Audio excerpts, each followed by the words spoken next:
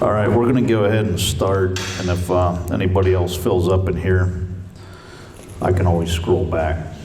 What we're doing is we did a condensed version of this. We had this separated at first, but due to fit some other people in some time slots, we just took diffs and transmissions and stuck it all together because they kind of go hand in hand anyway. So this is a small tutorial on some very basic information. This is not going to tell you how to go home and custom build a rear differential or how to understand exactly how an automatic transmission works. But it's going to definitely give you the high points of what will help keep you in the game on the track, all right? So, transmission identification, and I know everybody generally knows what kind of transmission they have, but there's a lot of information available where you can go out onto the internet, which is obviously the best source for everything on the planet these days. But identifying what transmission you have a lot of times helps with the following reasons. Number one, filter assemblies, all right? Also, fluid choices. There's a lot of confusion when you look through certain, like especially on Mopars, people don't know if they have a 727 or a 904. Every transmission that's pretty much built in a passenger vehicle could be identified simply as the pan on the bottom. So if you do that, you know what you got. Now, common Derby transmissions, to my knowledge, there's the three most popular, which is number one, the Turbo 400, the 727 Chrysler, and the 350 GM, okay? All transmissions share similar parts. What they don't always share is the same amount of clutches to do the same things, so on and so forth. So every transmission is made up of clutch packs, a front pump, and a valve body, all right? Now, the one thing you never want to do, if you're not familiar with transmissions inside and out, there's nothing wrong with trying to learn how to put these together, but I highly recommend that you get some information from somebody that does them. Get some very good tutorials before you do your first transmission, chuck it in a derby car and go see what happens, all right? So, one of the biggest misconceptions, especially with Mopar trannies, is, does anybody in here know exactly what that little kickdown lever on the side of them do? Or I guess what we ought to do is start is, how many people here run 904 or 727 Chrysler? All you kind sit together, don't you? All right, does anybody know what that little lever on a Chrysler transmission does? It increases a lot of pressure, It increases the operating pressure of the transmission. All right. Now, every transmission has that ability, they just do it in a different manner. In the GMs, they use what's called a vacuum modulator. True or false? True. With an automatic valve body. That changes when you have a manual valve body. True or false?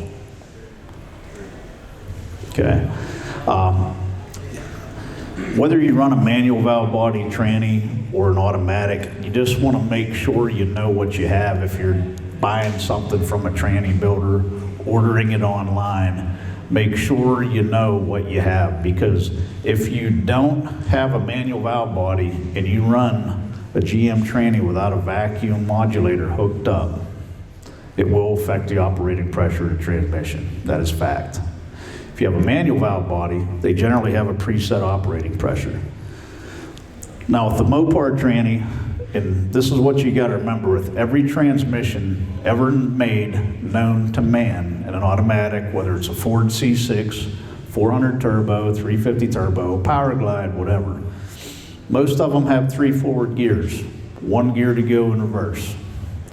When all these manufacturers designed these transmissions, reverse was meant for a few things. Getting in a parking spot, backing out of your garage, doing a 3-point turn to pass your driver's test, okay? Repositioning the car. what they failed to oversee at General Motors and Ford and Chrysler was, you think anybody will ever put 500-600 horsepower and try to go in reverse all night long? So, you know, before you start trying to figure out how to get the most indestructible transmission built known to man, there's a couple things that have changed over the past handful of years. A lot of guys quit ruining transmissions. And predominantly, it's because you see a lot of guys driving more forward now than they ever drove backwards. So if you keep the car in the gear that it was meant to, naturally, statistically, it shouldn't fail. It should fail less. So, now how do I keep my transmission from failing? Well, there's a time and a place for everything. And when you take that lever in that car and you just think it's like a drumstick, man, and you're beating on the drum, it's bad for the transmission, and I don't care who built it. Okay, you'll see guys that'll say, you know, you got there and just beat it like you stole it. It's always a good idea, before you change direction, to try and get out of the gas, all right? Because when things go this way, that way, this way, that way, fluid busting into this circuit and this one, it really stresses the transmission out, all right? And you're really testing a builder's ability to build his equipment. So that's really the basics of transmissions. Going back to regulating pressure and all that. Okay, this spinny thing here, does anyone know what this does? Hamster wheel? Converter? It does convert torque, all right? It can convert torque into junk sometimes. Okay, torque converters are a very, very vital part of transmission selection and drivetrain combination. And this is the two things where transmissions and engines come together, okay? The one thing you want to do is, if you got an engine builder that builds your engines, or you build your own engines, you really want to understand, what kind of converter should I have? That's based on a lot of things. Number one, stall speed of how the engine's going to work in its power range. You know, everybody hears 2,500, 2,800, what stall should I run? Your engine builder is going to be able to tell you where that engine's going to perform best in its RPM range. The converter helps give the engine a head start to get happy, all right? At the end of the day, you want your drivetrain to be happy. So when you select a converter, you can get converters of all various sizes. You can get these little itty bitty ones about this big. You can get some that look like a hubcap off a Mack truck, right? So what's that do? Well, number one, weight. Does anybody here think of the smallest converter you can get's the best application? Or the biggest converter? Well, the difference between that, the biggest thing you'll see between, say, an 8-inch converter and an 11-inch converter is how much fluid the converter actually will hold in it, okay, number one. Number two, the smaller the converter, typically, and the higher the stall speed, the more heat you're going to generate, okay? Now, how much heat's good for transmissions? That's a good answer. We want it down, right? Limited heat, okay? So, and not that having a small converter is bad, okay? A lot of times it works great. Now, how do you combat that heat in a transmission? Cooler, absolutely. And at the end of the day, whatever your preference of a cooler is, really doesn't matter. There's a couple things that lead to failures in transmissions. One's lack of fluid, and the other one is not having a proper cooler or having it installed properly. All right, I have some different opinions on coolers, but mainly it's due to size and volume of fluid, all right? And that has to do with, all fluid has what's called a density when you're trying to push it. It's like a hydraulic system. So the faster you can get your fluid into a cooler, pull the heat out of it, get that fluid back into the transmission, the better, all right? When you're taking coolers out of a car, because everybody here only builds one car a year, right? No. So you're going into a new setup, pulling your cooler out. Basic stuff, your fluid in that transmission is as vital as the oil in your engine, okay? So when you pull your lines, cap your fittings, cap your cooler lines, okay? Anything that gets in there is going to naturally go back into your transmission, okay? Whatever goes in there is going in the transmission, all right? So dirt, not good. Also, dipstick fluids. A lot of different guys that build trannies got all different styles of dipsticks. Check your fluid, all right? One thing that I would say I would never recommend is having a transmission that you cannot check the fluid level in, all right? Because if you have an issue with a tranny, you get to a track, because I know no one's ever had a transmission issue on the track or coming out of a heat, right? So the first thing you gotta do is make sure it's got enough operating fluid in it for the correct level. So no matter what kind of measuring device they have in that transmission, make sure you can do that, all right? Now, anybody got any questions about converters? But the biggest thing is the old saying, you get what you pay for. If you buy a $150 stall speed converter and you got a great engine that you invested in and you decided you didn't have enough money to, or didn't see the value in a good converter, you're wrong. If the thing don't seat in the pump right, where these little notches are, they can wiggle around. They can cause you a lot of issues. To wipe out a front pump in no time. And it never wipes it out when you don't need it to go bad. It wipes it out about halfway through a good run, all right? Secondly, piloting a converter is key. If you run a mid-plate, if you run any kind of engine protection, no matter what that thickness and that distance is on the transmission, the center line of your transmission is meant to be in perfect alignment with the center line of your crankshaft. So if you run a mid-plate that requires any spacing, don't just chuck a bunch of washers in between your flex plate and your bolts, unless you really want to test how good your pump is, your torque converter, and everything else. You want to make sure that you have the proper pilot from the torque converter to the crankshaft, all right? So that has wiped out more transmissions probably in the demolition derby world that I've seen than anything else.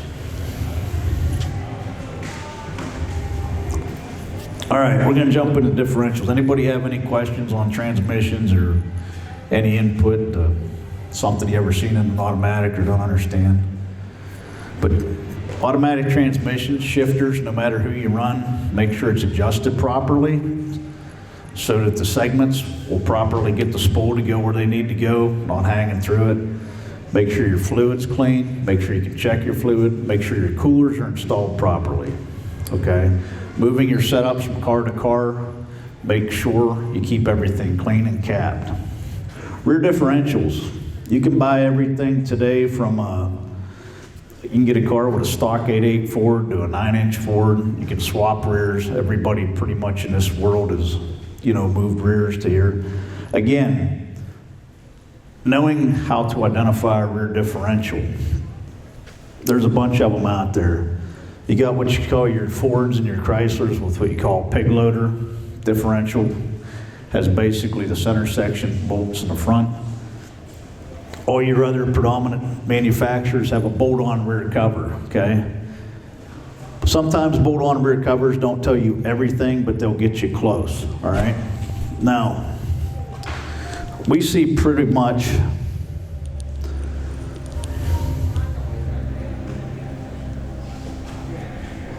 the Derby world, a 10-bolt GM is being a great choice of rear differential. Among 8 3/4 Chryslers, 9-inch Fords, 14 bolts GM. So depending upon what classes you run, how you build your rears or who builds your rears, swapping between cars, a 10-bolt GM has got some of the best features. Number one, it's usually cheapest and easiest to find because they come in everybody's familiar with the C-clip rear, everybody's familiar with the 12-bolt torque, as far as axles. Does anybody sitting here ever wondered how you identify a a 10 bolt C-clip versus a bolt in? Does everybody know how to see that? Okay. On the GM's parts availability, one of the most reasonable rear differentials you can put together. You can build them anything from a stock spline all the way up to a 35 spline axle platform. And you can do these probably as economically as any diff out there. And you're generally not waiting on parts for months, all right? And they're easy to understand, and it's easy to find information on them. And plus the 10 bolts. How many guys here run 10 bolt GMs with factory brackets? Okay. But fairly easy to swap between trailing arm cars and trailing arm cars. So good reasonable rear end to start with, 10 bolt GM. Okay. How many people sitting in here has ever had a rear end that give up on you or had an issue with or broke from an axle to a center section? Everybody raise their hand for that one. More than once, yeah. When you're messing with your rear differentials, and what we found is the biggest leading failure to anybody's parts, no matter who makes them, is lack of maintenance. And yeah, when you buy something from somebody, it doesn't mean that it's going to be bulletproof forever. Your engine, your transmission, your rear differential all share the same characteristic. Anybody answer what that is? Oil. And sometimes lack of. So, but if you ever want to check your rear end out and you're like, how do I check or, troubleshoot my rear before something happens? The best thing to do is when your ring and pinion mate together, you have what's called a contact pattern for your ring gear or your pinion onto your ring gear, okay? And how many people know the difference as far as where the ring gear is supposed to ride on your pinion gear on your ring gear? Is anybody in here assembled your own rear diffs? Repaired them? A little bit? Okay.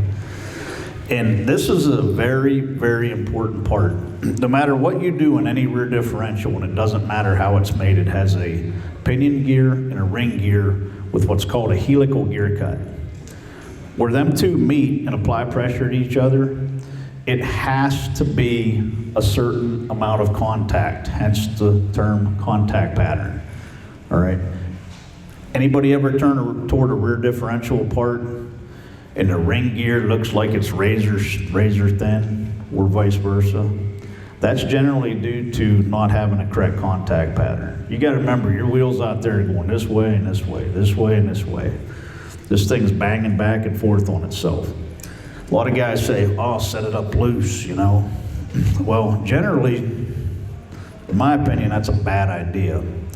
The more you run something, generally the looser it gets, whether you want it to or not. And considering that these rear ends are usually built for durability, not high mileage, it matters.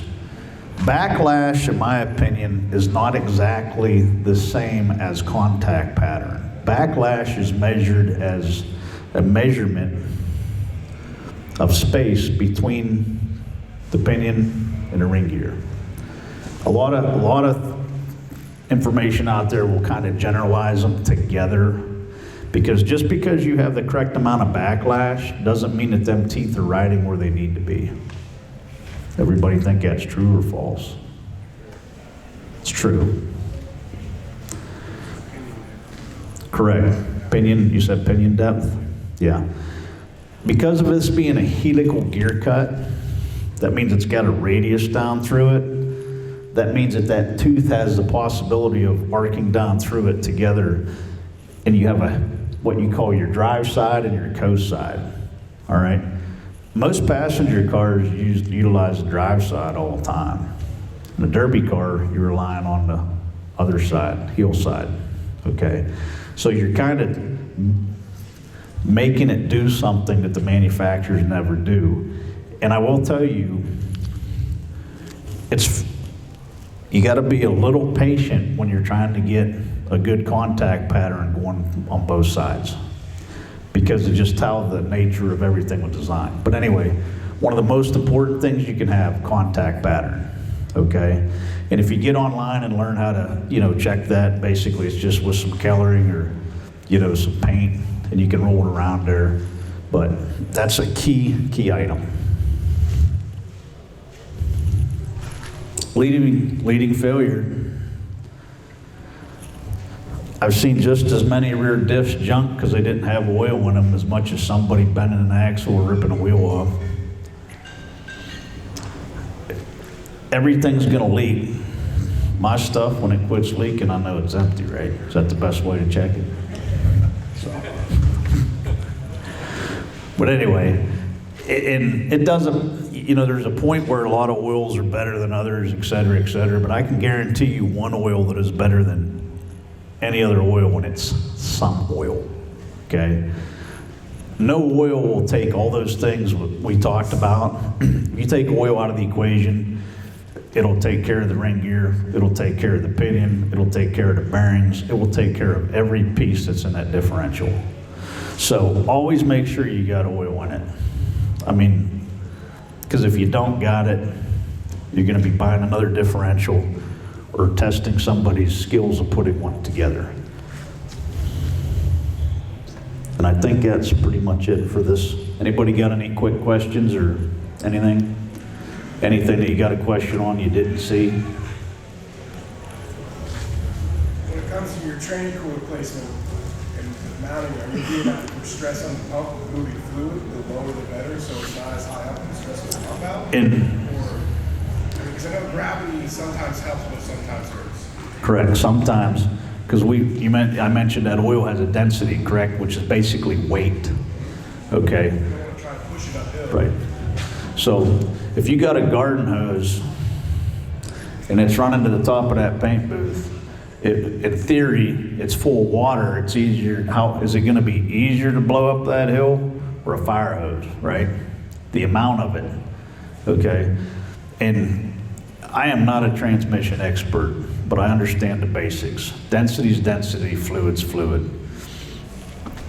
If you can keep your lines within a reasonable difference or a distance, place your cooler in a manner where the fluid wants to get into it easily and out of it easily, that's the best way to do it. I do know for a fact, I've seen a lot of good coolers out there get blamed for tranny failures, and the fittings are coming straight out of the top. Okay? That I don't know is really recommended by any transmission builder or anybody that sells coolers. Easy in, easy out. You want to make it as easy for the fluid as possible. That's probably one of the biggest, I would say probably one of the best questions you could ask. Cooler placement. The wrong placement will cost you transmission every time. One of the best things you can do is buy yourself an infrared heat gun. Everybody's seen those things. Hit your lines, hit your cooler. All right? If your lines are cooking hot, your cooler ain't as hot, that heat transfer should be consistent through the system, okay? You got cold spots and you've been running a tranny, that means there ain't no fluid going through there, right? So one of the best things you could do, but cooler placement, very important. And a lot of it depends upon how the cooler is designed. They all work the same way. Stuff comes in, stuff goes out, all right? Our cooler, and I'm gonna plug a part here, because I can do that. We use a tubular style 16 pass Duraley core. It's tubular because that hole is a certain size the whole way through, and that fluid is chasing itself the whole way through. When you go to a radiator style cooler, they work absolutely phenomenally because you use a radiator in the car, right? The difference is the pump that you use to circulate that style cooler, all right? But the biggest key to those radiator style coolers is placement and fluid level. If you got a cooler that holds more fluid than your transmission, it ain't gonna work. How are you gonna fill it properly, right? How are you gonna get all that fluid into the system? unless you got some kind of funnel on top of it, top it clear off and hope it ain't leaking out the dipstick, right? So just think about stuff like that. You know, all the coolers that are out there that you see, the major ones being sold, are good coolers if they're installed properly most of the time. Any other questions? Okay, well thanks guys for your time, and we'll have some other stuff going on here all day, okay?